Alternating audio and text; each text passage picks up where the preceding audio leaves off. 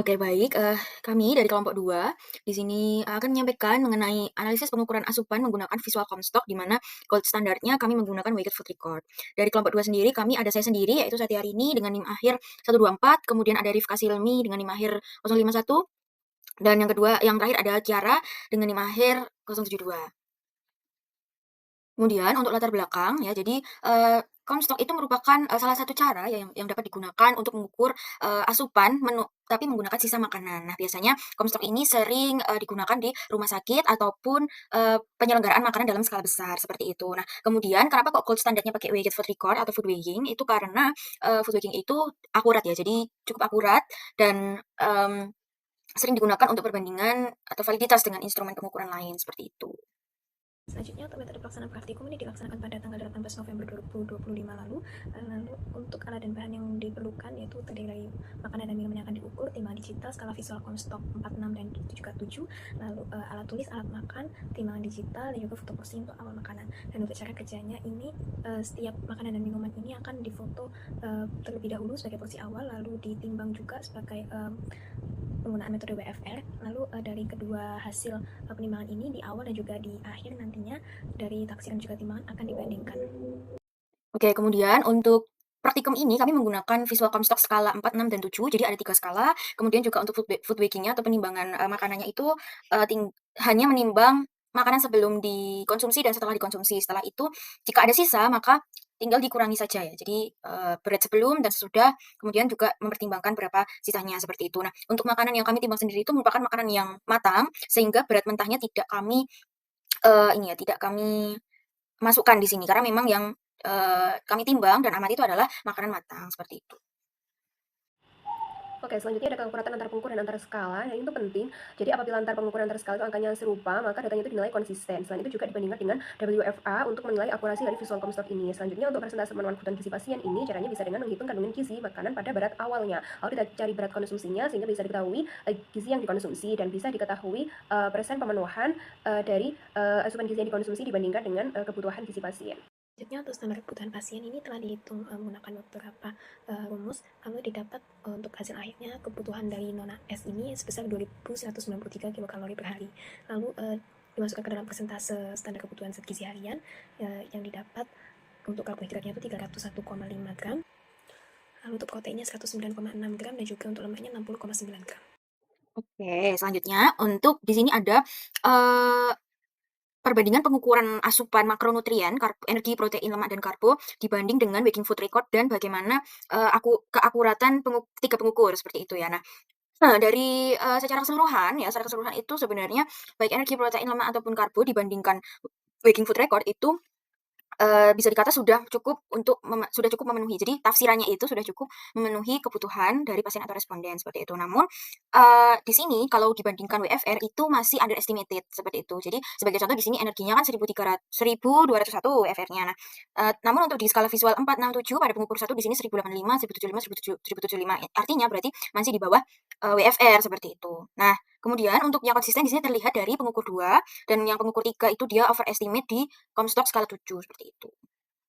Selanjutnya merupakan tiga tampil yang berisi tentang data keakuratan hasil taksiran dari visual Comstock dari tiga pengukur dengan tiga skala dan yang dibandingkan dengan hasil pengukuran dari WFR untuk gold standarnya. Nah, di sini dapat diketahui bahwa untuk seluruh pemenuhan asupan zat gizi pasien ini itu bersifat under dan overestimate terhadap WFR oleh Comstocknya, dimana kalau untuk berat gramasi yang gold standarnya ini juga masih kurang dari standar kebutuhan pasien itu sendiri. Lalu kalau dilihat dari hasil pengukurannya dan juga konsistensi, ini diketahui bahwa pengukur 2 ini memiliki taksiran yang konsisten pada skala 4 dan 6, dan dapat disimpulkan dari selisih antar ketiga pengukur dengan hasil dari WFR ini, pengukur 2 merupakan pengukur yang paling mendekati dari berat aktualnya. Nah, untuk hasil perhitungan Comstock pada makanan cair ini, hasilnya itu persentase pemenuhan dibandingkan dengan kebutuhan pasien itu berkisar antara 7-18%, sehingga pasien itu masih defisit energi dan zat gizi makro. Dan untuk ambil seluruh perhitungan Comstock ini tuh overestimated dibandingkan dengan WFA. Dan apabila dibandingkan antara skala pengukur 1 dan 2 itu konsisten, sedangkan pengukur 3 tidak. Tapi apabila dibandingkan dengan WFA, hasil pengukur 2 ini lebih akurat, sehingga disimpulkan bahwa hasil pengukur 2 ini paling akurat dan konsisten dalam menaksir pemenuhan asupan gizi pasien pada makanan cair.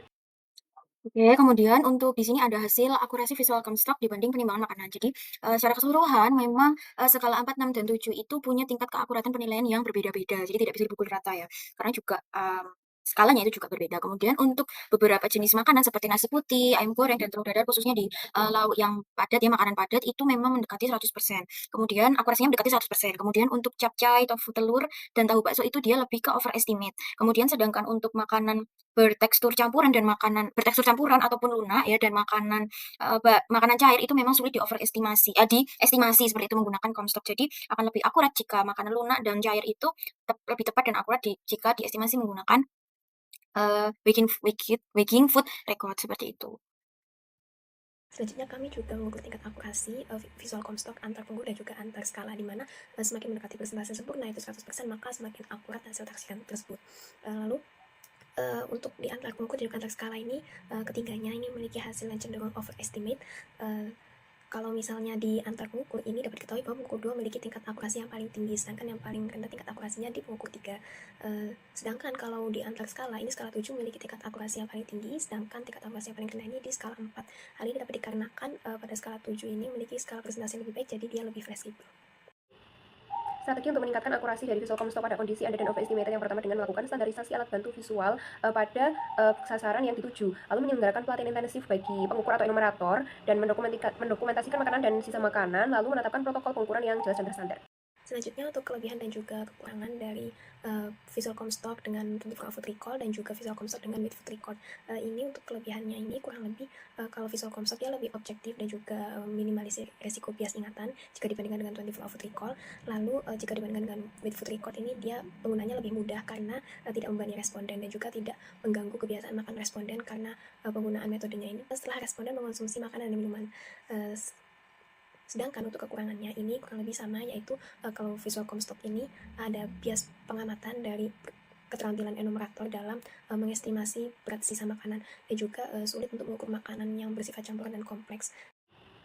Dan untuk kesimpulannya yaitu sebagian besar hasil dari visual Comstock ini overestimated, dan apabila dibandingkan dengan pemenuhan kebutuhan pasien, asupan dari pasien ini itu seluruhnya itu defisit. Jadi defisit energi dan zat gizi makro. Dan untuk yang paling akurat itu hasil pengukuran dari pengukur 2 dan skala yang paling akurat adalah skala 7.